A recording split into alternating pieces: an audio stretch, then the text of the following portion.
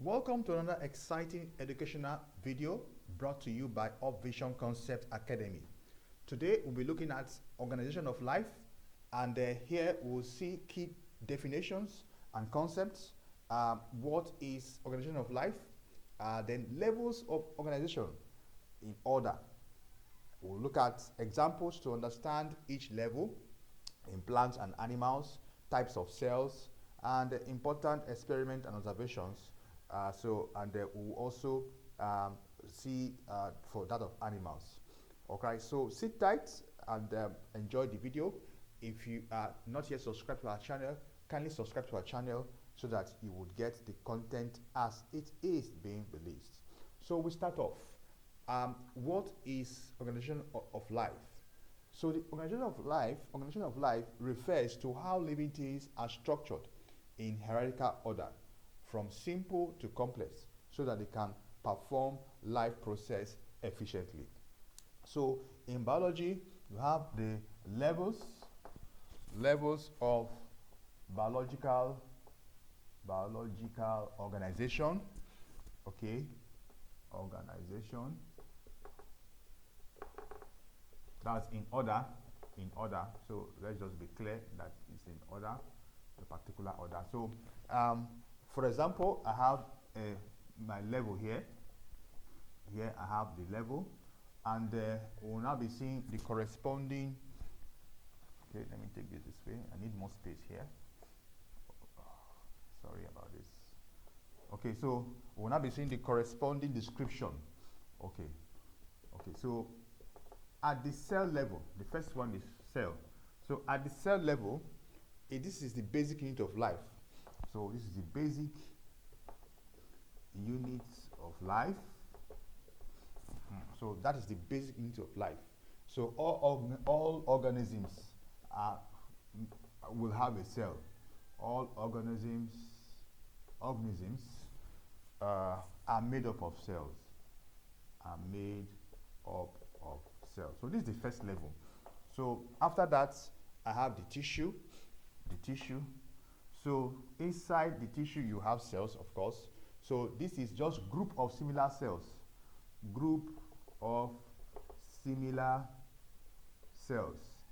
Okay, coming together.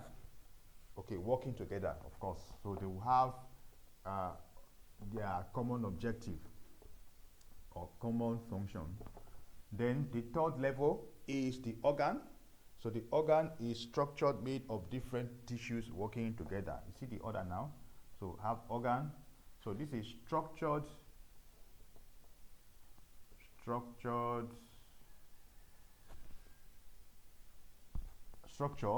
made of different tissues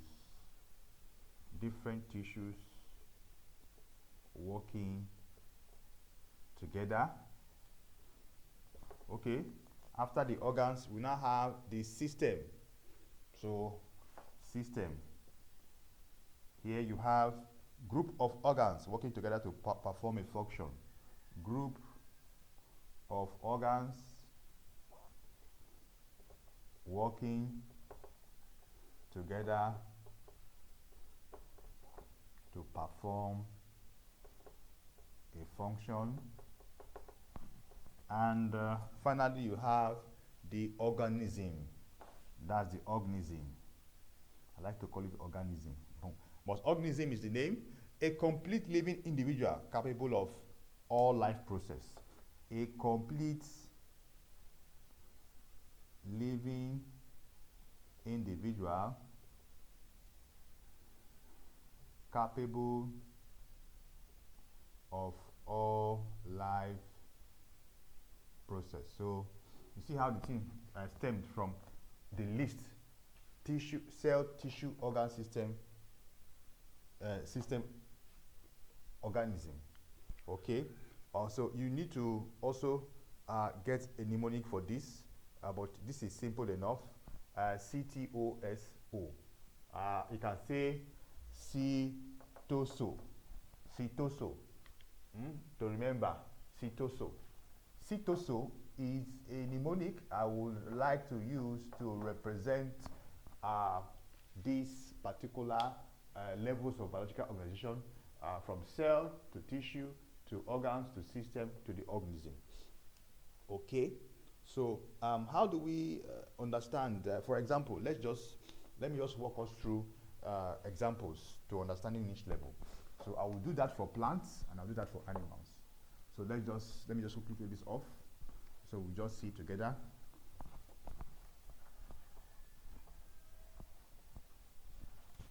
So examples to understand each level. Examples to understand each level of what? Cytoso. Cytoso. So in plants, for instance, let's start. In plants, so I will do a cytoso. So this is cell, right? So for cell, I can see a parenchyma cell. Parenchyma cell. Under tissue, you will see a xylem tissue. Xylem tissue. So this parenchyma cell is inside the xylem tissue. And other organs, you'll be seeing leaf. Under system, you'll be seeing shoot system. Shoot is just like the one above the ground or that comes out first. Shoot system. Then under the organism, you get a maize plant. So now look at how it is. So a maize plant will have system, shoot system. Then the shoot system will have a leaf. Then the leaf will have a xylem tissue, and the xylem tissue will have the basic parenchyma cell. Okay, so the same thing. Let us flip this and do that for animals. So we can actually organize all these things. For instance, in animals, so we'll start by saying the animal, the cell there, for instance, I can get a red blood cell. From there, I can get a muscle tissue.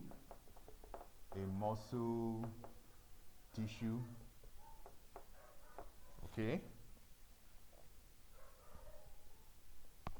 Muscle. Say you, please. A muscle tissue. And from muscle tissue, I get a heart. The heart. Then from the heart, I get the circulatory system.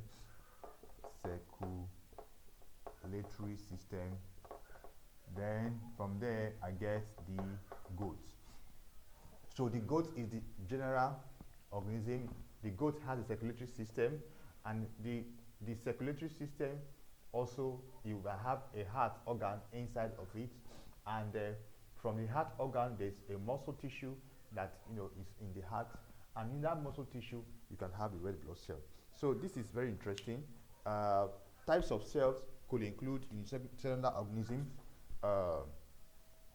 Okay, types of cell. Let me just put it under here. Types of cell. That's this one. So one, I have unicellular organism, and two, I can have multicellular organism. Okay. So a unicellular organism made up of only one cell, e.g. amoeba, And multicellular organism is made up of many cells organized into tissues and organs, e.g. human being. So human or Homo sapiens. Okay.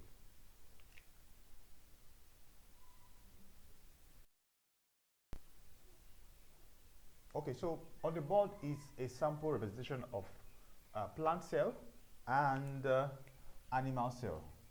Actually, both of them might have some similarities, but there are differences. So, like I said, in identifying parts of in a diagram or drawing a diagram, make sure the diagram is properly labeled. What is the diagram all about? You put it here. This is the plant cell, for instance. The plant cell generally is structured having a regular shape.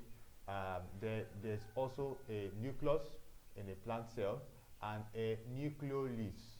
The nucleolus is actually the central part of the plant cell. You have the chloroplast. The chloroplast is inside the cell, and the cytoplasm is like the body of the cell. Then you have the cell membrane. The cell membrane is just a small lining on the cell wall. There's a cell wall that protects the cell, but the cell membrane is just like a lining on the cell wall. Then the vacuole is like an empty space where food gathers. Then you have the Golgi apparatus and the mitochondrium.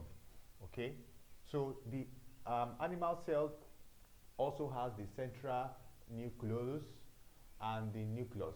The nucleus is embodying the nucleolus. Then Golgi apparatus is also present in the plant cell, animal cell. Then the vacuole is there, the centrioles, and the ribosomes and the lysosomes are also features of the animal cell. So know how these cells are drawn, and the function of each of these parts mentioned in this cell. We'll be seeing that in the description, and also check the description for questions and answers. If you have not subscribed to our channel, kindly subscribe to our channel. And I hope this video has been informative for you. I'd like to thank you for viewing.